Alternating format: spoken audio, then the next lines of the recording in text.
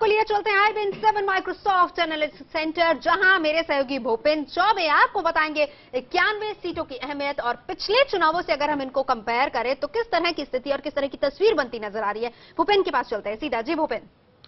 लोकतंत्र के इस महापर्व में आप सभी का स्वागत है। जी हां, हम IBM7 माइक्रोसॉफ्ट के इस इलेक्शन एनालिटिक्स सेटअप में हैं और आइए आपको तस्वीर दिखाते हैं कि दरअसल ये जो तीसरे चरण का मतदान हुआ है, जहां पर आज 91 सीटों का देश भर के 11 राज्यों में भाग्य एक तरीके से पिटारे में बंद हो गया है। वो कौन कौन सी सीटें हैं, किन किन राज्यों की कर रहे हैं। खासतौर पे बात उत्तर प्रदेश की, क्योंकि लगातार इस पश्चिमी उत्तर प्रदेश के इलाके में जो कुछ हुआ है उसके ऊपर लोगों का काफी ध्यान रहा है। बात करें आप चाहे सहारनपुर की, जहां से इमरान मसूद साहब का बयान आया था, कैराना की, या फिर मुजफ्फरनगर की, जहां से लगातार एक के बाद एक भड़काऊ बयान कहीं भारतीय जनता पार्टी की तरफ से तो कभी समाजवादी पार्टी की तरफ से। और वो सब क्यों हो रहा था? वो इसलिए हो रहा था क्योंकि जो नीला रंग आप देखती हैं, जो मायावती का नीला हाथी है, वो हमेशा से पश्चिमी उत्तर प्रदेश के इन भागों में बड़ा हावी रहा है। जो आज 10 सीटें चुनाव में गई हैं पश्चिमी उत्तर प्रदेश की, उनमें से 5 सीटें बहुजन समाज के पास थी।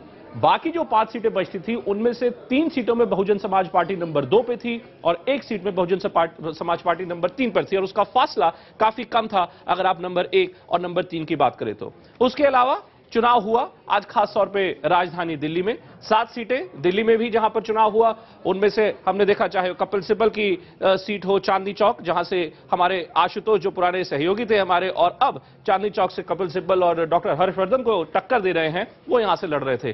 कुछ इस तरीके का माहौल पिछली बार था। कपिल सिब्बल बड़े स्पष्ट तरीके से 25% वोटों की मार्जिन से जीते थे, लेकिन इस बार चुनाव थोड़ा त्रिकोणीय हो गया है। कांग्रेस भारतीय जनता पार्टी के साथ ही साथ यहां पर आम आदमी पार्टी भी है। नितिन गडकरी भारतीय जनता पार्टी के पूर्व अध्यक्ष, आज वो भी मैदान में थे, और वो कहां से मैदान में थे? वो थे नागपुर से मैदान में।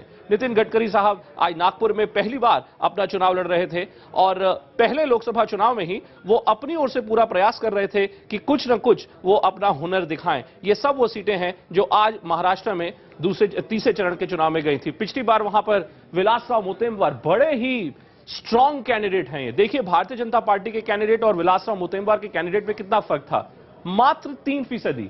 ये इलाका जो राष्ट्रीय स्वयंसेवक संघ का गढ़ है, नागपुर यानी राष्ट्रीय स्वयंसेवक का अपना घर, मोहन राव भागवत वहां पर सारे साल रहते हैं, संघ का हेडक्वार्टर्स है, वहां पर मुख्यालय है। वहां पर कांग्रेस का कैंडिडेट बीजेपी के कैंडिडेट से 3% के मार्जिन से जीता था। इसलिए नितिन गडकरी को लगता है कि वहां से वो अब की बार अच्छा परफॉर्म कर सकते हैं। और नितिन गडकरी को टक्कर इस बार सिर्फ कांग्रेस ही नहीं बल्कि आम आदमी पार्टी की तरफ से भी मिल रही है।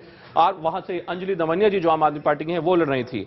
मध्य प्रदेश में भी आज चुनाव था दूसरे चरण का, और मध्य प्रदेश में यहां पर कमलनाथ जी जो है छिंदवाड़ा से जो अपना चुनाव लड़ रहे थे, वो लगे हुए थे अपना वर्चस्व यहां से बरकरार रखने में। बालाघाट हो, जबलपुर हो, शहडोल हो, ये सब वो सीटें हैं जो आज चुनाव की ओर गई थी। मध्य प्रदेश तो वैसे भारतीय जनता पार्टी का गढ़ है, लेकिन जब हम छिंदवाड़ा की बात करते हैं तो कहीं ना कहीं वहां पे भारतीय जनता पार्टी कम, कांग्रेस भी कम, वहां पे सिर्फ और सिर्फ कमलनाथ की साख दिखती है।